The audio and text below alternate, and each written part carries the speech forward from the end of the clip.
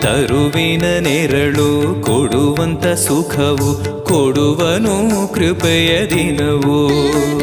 ಸ್ಥಿರ ಇರುವ ಮನ ಎನಗಿರಲಿ, ಶರಣಾಗತಿ ಎಂದು ಬರಲಿ.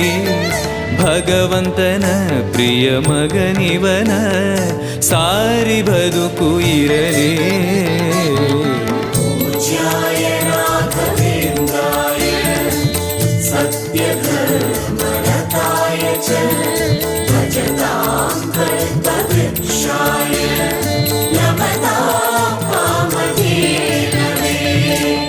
ಆಲಯವೆಂದರೆ ಮಂತ್ರಾಲಯವೇ, ಬೇರೆ ನಾ ಅರಿಯಲಾರೆ.